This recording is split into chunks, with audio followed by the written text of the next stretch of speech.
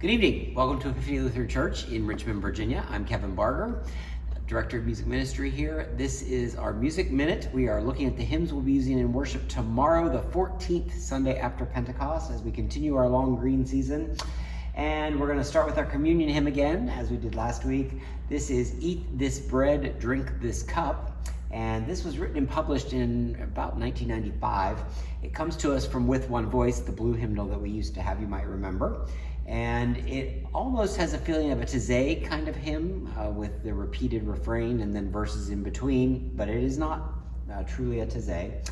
The tune name is Stone Ridge, and where that comes from is Jeremy Young, the writer, came up with the idea for this song while he was sitting in the chapel at Stone Ridge School of the Sacred Heart in Bethesda, Maryland. His daughter was a student there, and he was doing some work there, and so he was there, and that's where he came up with it, so that is the name of the tune. Eat this bread, drink this cup.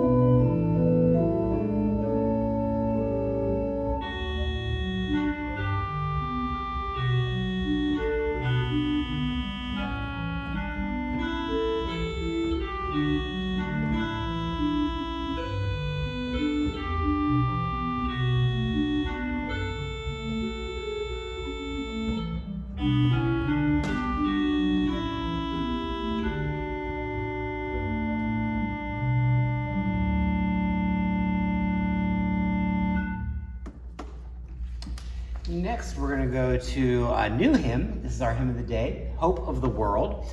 And this comes from Georgia Hartness. And she was repeatedly denied admission as a seminary student, but she eventually became the first woman to teach theology at an American seminary. She was ordained by the Methodist Church in 1926. But, along with all other women in that denomination, she was unable to serve as a minister until 1956. This text was the winning entry from a field of more than 500 submissions in a hymn contest for the Second Assembly of the World Council of Churches in 1954, and the theme was Jesus Christ, Hope of the World. The tune name contains the first line of Psalm 12, Give help, O Lord. This is Hope of the World.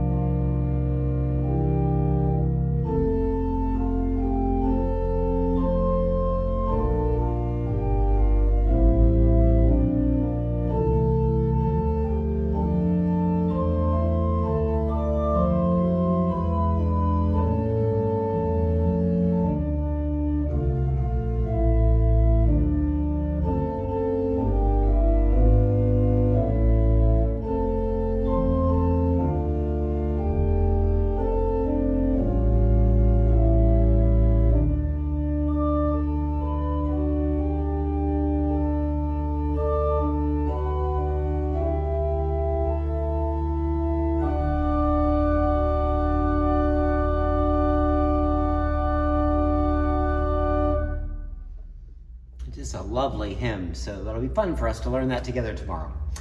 We will move over to the piano for the last two, and we're going to start with the gathering hymn, When Morning Gilds the Skies. This is an anonymous German hymn, and it begins with morning, but it quickly moves to evening, and then it moves to, you know what? Jesus Christ can be praised anywhere, anytime, any place.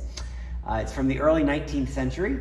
The tune is Laudes Domini, and it was written for a specific translation of this hymn, and it appeared first in 1868. The tune was not characteristic of the composer, however, but it is one of those things where all the characteristic things of the composer did not outlast the composer. This one hymn, which was uncharacteristic, is the one that has survived the composer and for which he is most known. This is When Morning Gilds the Skies, over on the piano.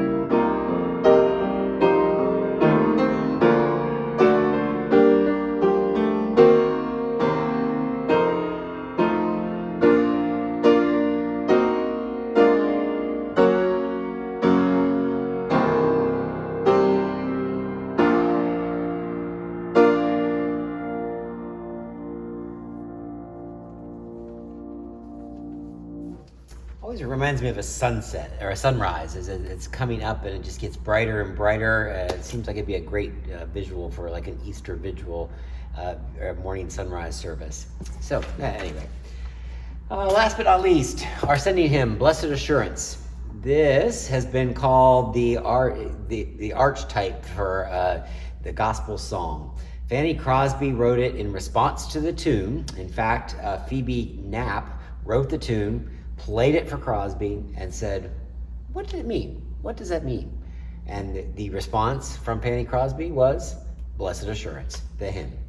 It was often associated as a big part of Billy Graham crusades. You may know it from there. So this is a little more reflective version of Blessed Assurance.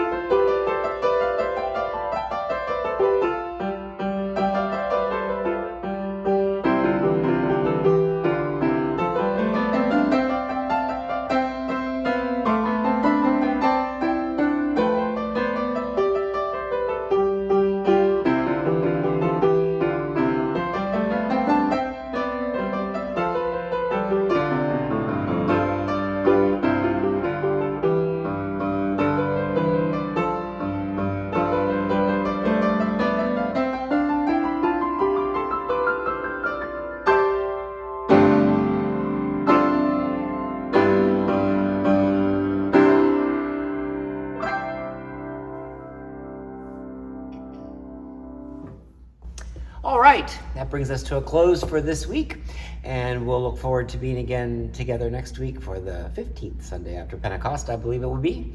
So if you're joining us in worship tomorrow, we hope you are. That will be at 8:30 and 10:30 here in the sanctuary. 10:30 service will be live streamed on our YouTube channel as always. In the meantime, have a great evening, and we'll look forward to seeing you either tomorrow in worship or next week here. Thanks again. Good night.